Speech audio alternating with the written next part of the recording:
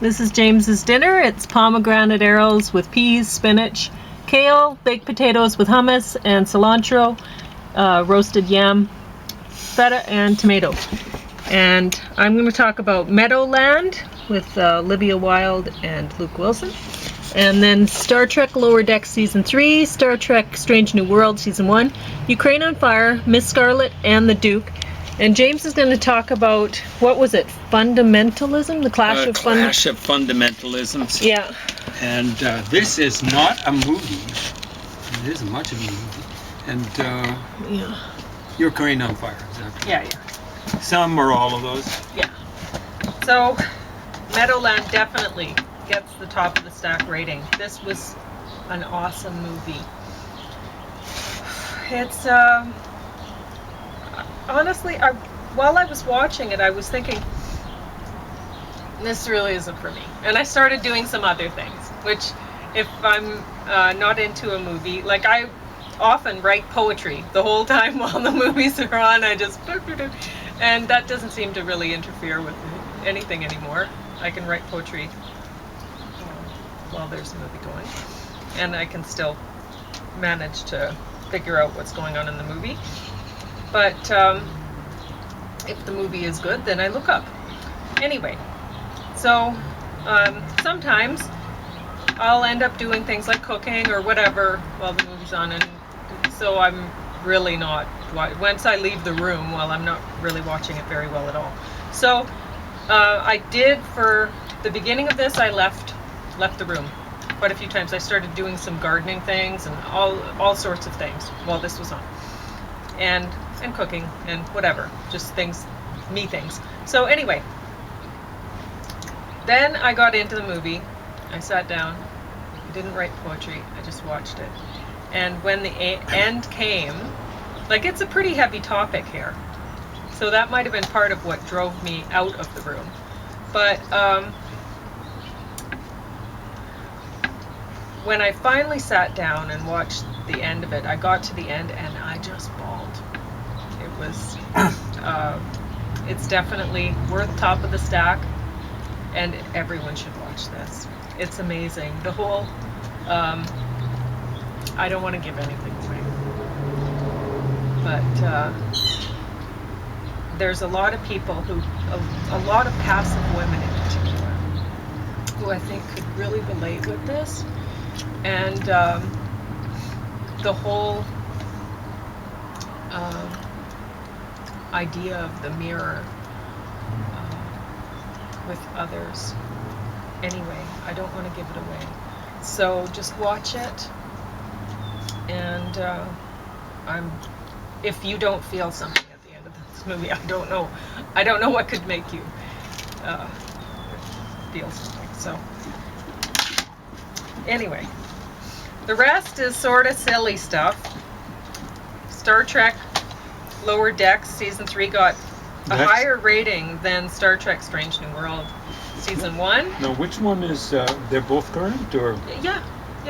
So they got two different series going? Oh, they do. Oh, okay. But, I mean, this isn't really uncommon. They were doing a few different seasons or series at the same time. When was that? In the 80s or something? 90s, I think. I don't know. I can't remember. But when the Star Trek came back in a big way, they were doing that. And so in this one, it's kind of funny because they have some of the Deep Space Nine characters drawn in animated form. That's great. So they were kind of playing on that too, right? So then, which Deep Space Nine was one of the spin-offs of Star Trek that was running at the same time as, I don't know, was it Star Trek Voyager or something? I don't know. I can't remember. You know, anyway, I have to say that I like the Star Trek things way more than the Star Wars things. I don't like Star Wars. I think it's stupid. And Star Trek is less stupid than Star Wars. But it's kind of a guilty pleasure watching this stuff. I don't know. Anyway, this was funny. And Strange New Worlds, too much politics. I enjoyed it. And there was although it was slow, it's much slower. The animated stuff moves along more quickly and more interesting to watch. It's more interesting to watch than this one, but there's a story in this. The only episode that I really couldn't stand was the storybook one. That was god awful. But there were just way too many women on the bridge for my taste. Whatever. So I'll talk about Miss Scarlet and the Duke season 3 gets bottom of the stack because it's so ridiculous. I love mysteries, and the mysteries in this are okay, whatever. There's this romance that never happens. It sort of reminds me of Remington Steele or something like that. But the whole Victorian woman private investigator just seems ridiculous. Because it is ridiculous. And I mean, there's so much ridiculousness in this. When she's in France, she says something like everybody always asks her, "You're a private investigator?" or whatever when she says that she is. And because they just can't believe that she would be, right? Because she wouldn't be. And not in that time, not anywhere. But when she's in France on a case, somebody asked her that, and she's like, I expect that in England, but I would have thought you'd be more forward thinking here or something. And it's like, huh? Okay, so have the makers of this show actually looked into when France gave women the vote? Look into it. 1845 plus 100 years, 1945. It's ridiculous.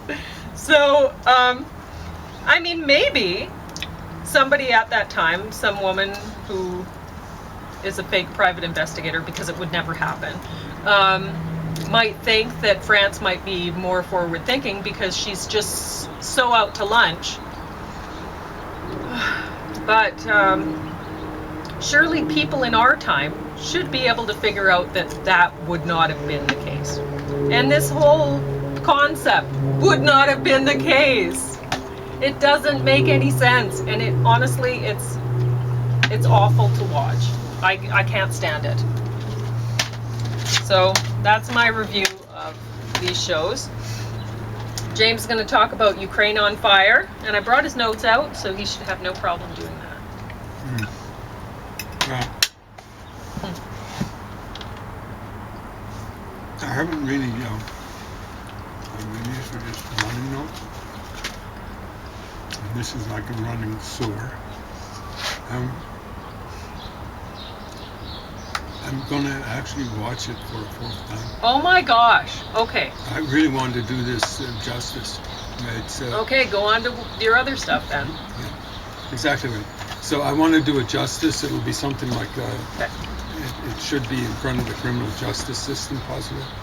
But Oliver Stone, I'm going to call him Oliver Pitt, as in olive pit. He's annoying as you've run across olive pits, or olives, black olives, and they're supposed to have been pitted, and you hammer down on them.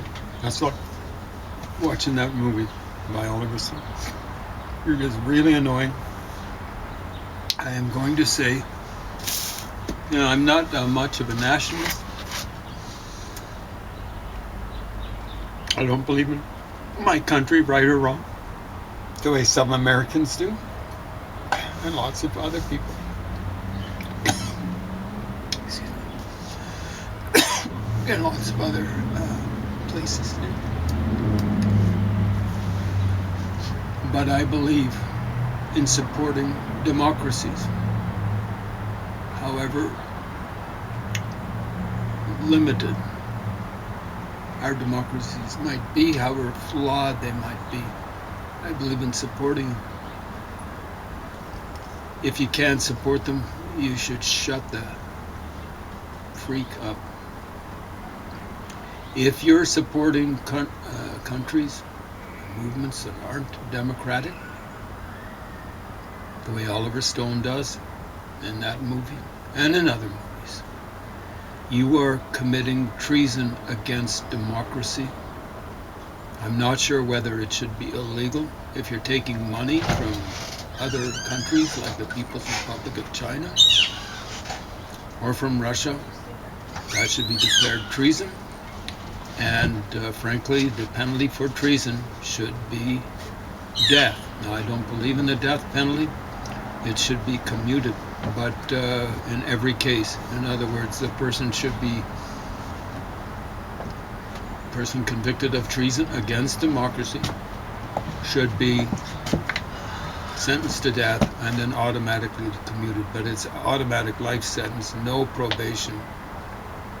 You know, in the 80s, people were taking money from the Soviet Union and the United States, and they were basically getting a little slap on the wrist out of, like maybe 20 years and out after 5 or something like that. I'll have to check that up.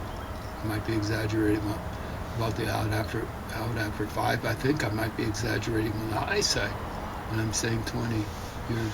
There were a number of chimps who did that. So yeah, Oliver Stone in that movie and in other ones, but particularly in this one, he's interviewing people like Putin. They do kind of say the guy he's the head of the interior in interior affairs, something like that, in the Ukraine under Yanukovych. And they do say once what that is. He's head of the police. That's a big part of their major interviews. They say, "You guys supposed to be an investigative journalist." He looks like what Lenin used to style as a useful idiot. Richard Perry, I think his name is, something like that. He's the only journalist they interview. They don't give another side to things. They interview Putin, his cat's paw in the Ukraine between, I believe, 2010 and 2014. Viktor Yanukovych, I think Viktor is his first name.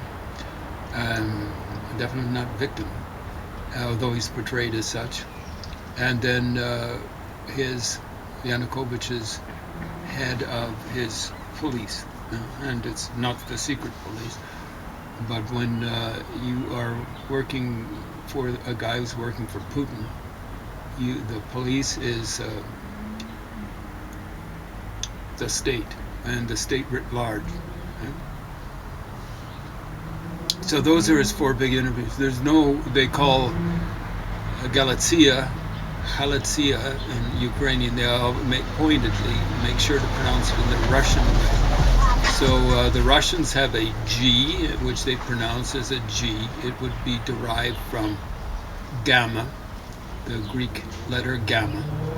And the Ukrainians have that same G, but they pronounce it generally like an H. So I know one woman whose mother escaped from the Ukraine. Is that why pierogies are put ahead? Exactly right. So Pauline is 1/4 Ukrainian, and her grandmother used to make pierogies, and apparently very good pierogies, correct? Yes. And that's how she'd say Darach. Something. Put ahead. And so I know one woman whose mom escaped from the Ukraine before the Russians liberated it, and that's the term that's used by several times by Stone and his flunkies in maybe not Stone, but the narrator for that Stone movie.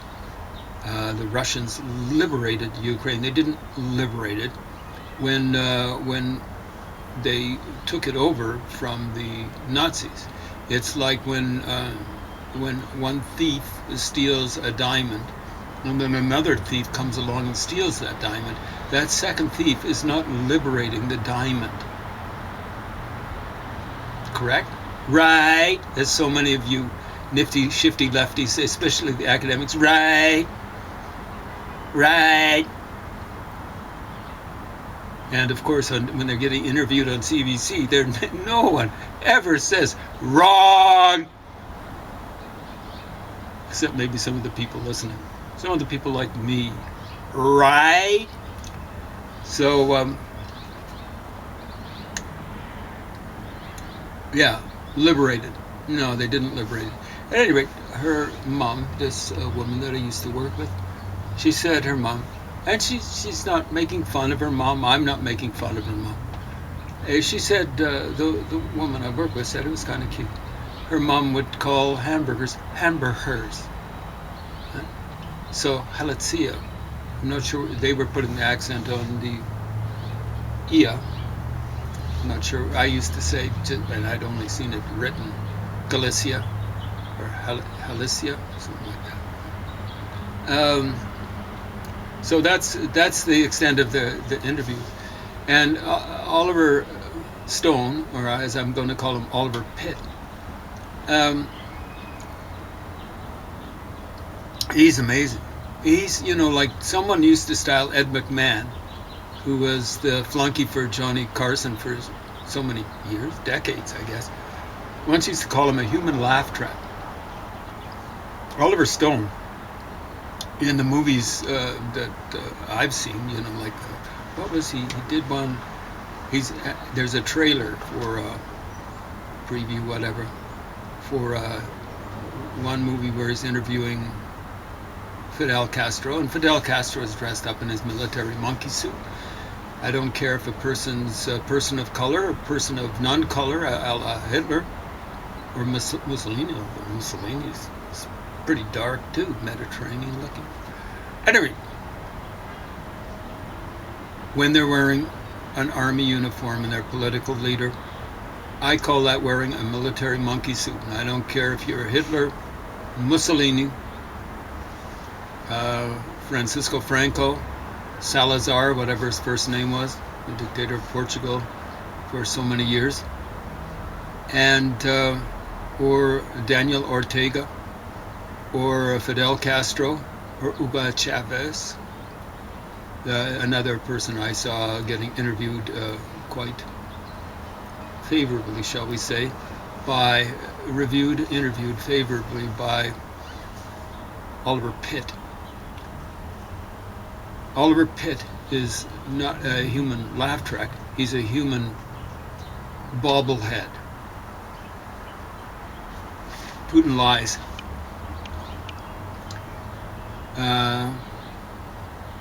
The police, the head of the police for the Ukraine under Yanukovych, lies. Oliver Stone. Viktor Yanukovych lies. Oliver Stone. Richard Perry lies, the so-called investigative journalist. Oliver Stone. Yeah. Now, every so occasionally he'll have his glasses on, and he's peering over them, kind of that wise owl look. He's really looking at these people carefully, but no, and then he bobbleheads. Every so occasionally he'll have a pen in his hand, like, I'm taking down the notes here because I'm really an investigative journalist too. Nothing of the sort. He's the movie lies about so much.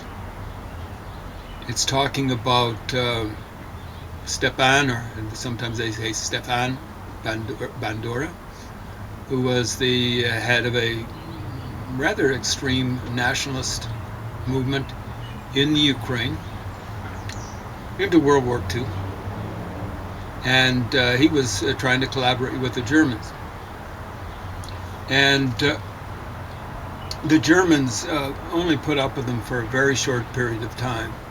So you ever heard of a place called Sachsenhausen, Pauline? No. Sachsenhausen is the way you mispronounce it, Sachsenhausen. So the way the movie portrays it is Bandura was jailed by the Nazis. They do make the mistake of showing where he was jailed, and they have a label for it. Sachsenhausen. That's not a jail, that's a concentration camp. That's a concentration camp. Get it straight. But it's typical of the lies in that movie. But the worst lies are the lies of omission. So they're talking about how Germans came in and they were really nasty in the Ukraine. Nasty in the Ukraine.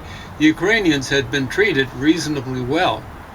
The Ukrainians in Western Ukraine had been treated reasonably well by comparison with the way they'd been treated by the Lithuanians. Yeah, the Lithuanians, at one point in time, it's a very small country right now, controlled, I think they call it a principality or something like that in the history of the Ukraine that I've gone through recently.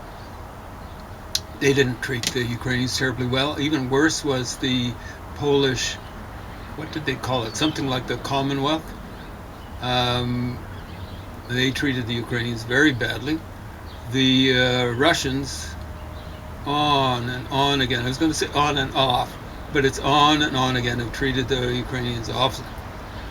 But the one imperial entity that treated them reasonably well was the Austrian Empire. I won't say Austro-Hungarians because for a while the Hungarians under the Austro-Hungarian Empire ruled over a very small part of the Ukraine, Western Ukraine, and the Hungarians were pretty nasty by all accounts.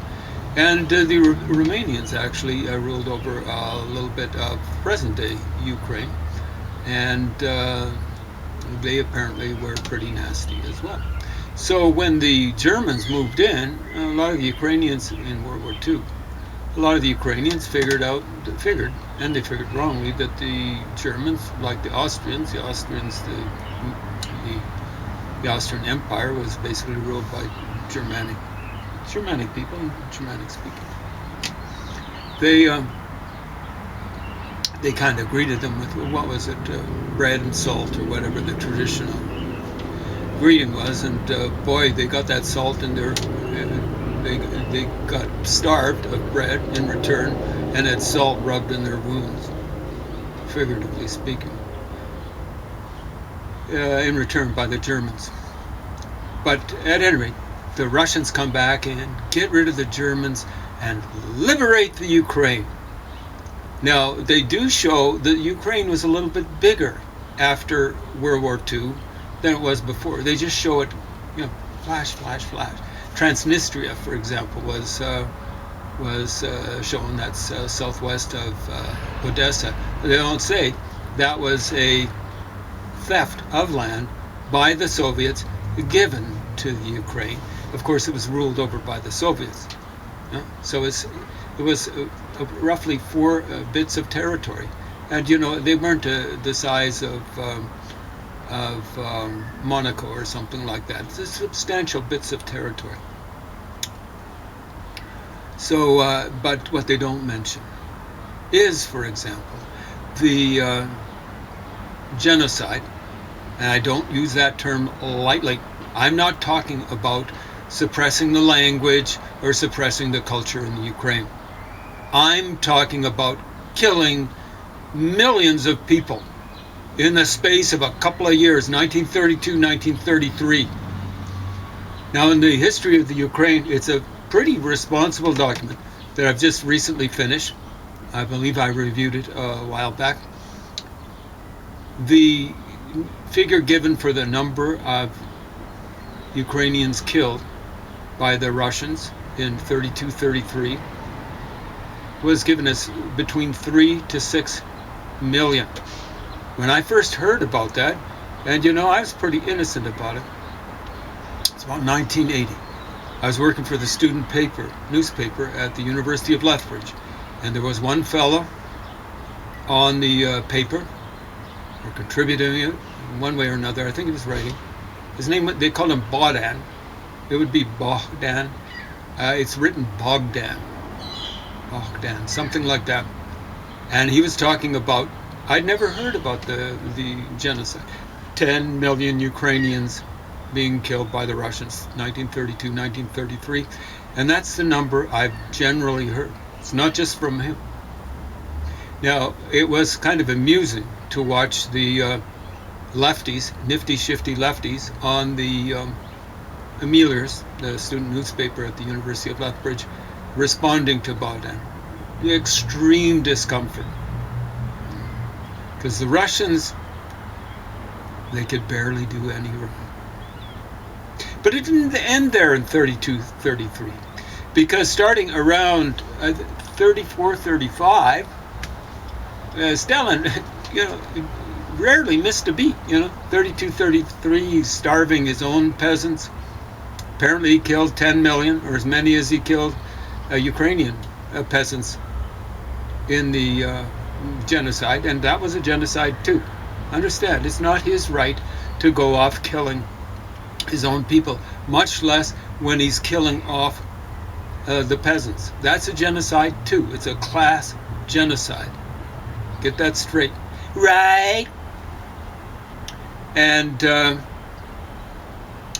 no mention of that. No mention of that.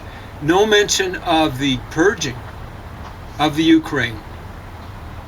Now, generally, it started off with Communist Party officials and stuff like that, but hundreds of thousands Ukrainians were sent to Siberia and other places, Soviet Central Asia, desert, semi-arid area, where these poor unfortunates, some of them deserved to be killed. I mean, people, members of the Communist Party, but not by Stalin.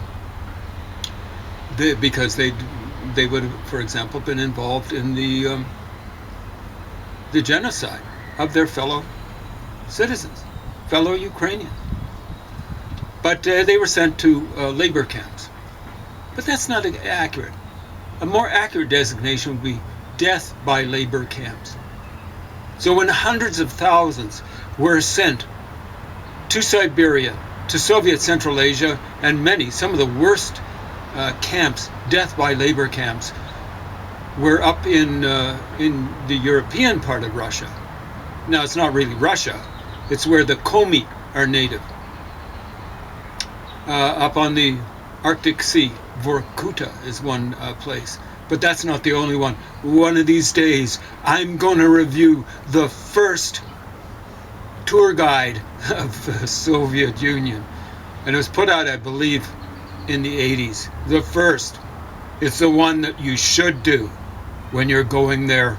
And it's a list, and they make it perfectly clear. It's not exhaustive, but it is exhausting. I've been going through it for years, and it's place after place after place. The map that shows, the map. The Soviet Union was huge. 1/6 of the Earth's surface. It's just dot after dot of these horrible torture prisons, death by labor camps, various sorts of camps, death by labor camps for children. For children! And none of that is mentioned by Oliver Pitt, otherwise known as Oliver Stone. None of that is mentioned. And that is a horrible, horrible lie. You have 30 seconds, wrap 30 up. seconds. So you stay tuned, you echo chamber loving nifty shifty lefties. You're going to hear more about your beloved Oliver Pitt. Right?